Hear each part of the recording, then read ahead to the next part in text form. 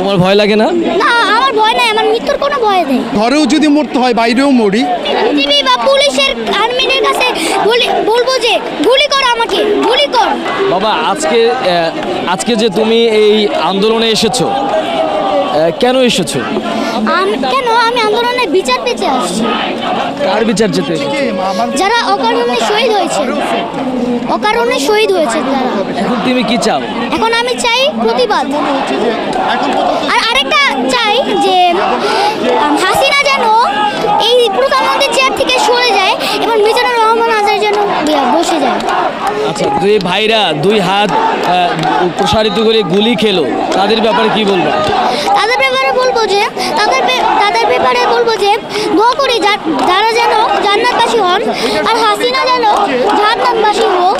কারণ সে যে অকারণে বলেছে, সে কিন্তু একটা মিথ্যা কথা বলেছিল। প্রথমে বলেছিল যে রাজাকারের বাচ্চারা কোটা পাবে না, মুক্তিযোদ্ধারা পাবে। আর আবার পরে বলছে যে আমি কি তাদেরকে রাজাকার বলেছি? তারা নিজেই রাজাকার বলছে। তাহলে সে কেন বলল মিথ্যা কথাটা? তুমি কি তোমার ভাইদের মতো বুক প্রসারিত করে দেবে? আমি অবশ্যই করতে চাই। আমি অবশ্যই করব। চাইলে আমি জীবনও দিতে রাজি আছি। জীবনও দিতে রাজি আছো? তাহলে আজকের এই আন্দোলনে কাকে নিয়ে এসেছো? আমার বাবাকে নিয়ে এসেছি। বাবার সাথে এসেছো? বাবা তোমাকে এখানে নিয়ে এসেছে? হ্যাঁ। তোমার ভয় লাগে না? না, আমার ভয় নাই, আমার মৃত্যুর কোনো ভয় নেই। কেন ভয় নাই? কারণ যেই ভাইয়েরা আমাদের ভবিষ্যৎ চিনে, ভবিষ্যৎ ইয়া করে যে শহীদ হয়েছেন, তাদের জন্য আমরাও জীবন দিতে পারি না। দর্শক, আপনারা দেখছিলেন যে আসলে এই আন্দোলনটি আসলে কোন পর্যায়ে গিয়ে পৌঁছেছে, সেটি এরকম একটি ছোট বাচ্চার কথাই আসলে কিন্তু বোঝা যাচ্ছে যে এখন এই আন্দোলনটি আসলে যেমন শিশু থেকে বৃদ্ধ আসলে সব পর্যায়ে কিন্তু এই আন্দোলনটা আসলে ছড়িয়ে পড়েছে। আমরা একটু এই যে শিশুটিকে এই আন্দোলনে নিয়ে এসেছেন তারই পিতা, আমরা একটু তার পিতার মুখ থেকেই শুনবো যে আসলে তার সন্তানকে নিয়ে এই আন্দোলনে যোগ দেওয়ার কারণটা কি। আচ্ছা, আপনি তো আপনার সন্তানকে নিয়ে এই আন্দোলনে এসেছেন, আসলে এতটুকু বাচ্চাকে নিয়ে আসলে আন্দোলনে আসার কারণ?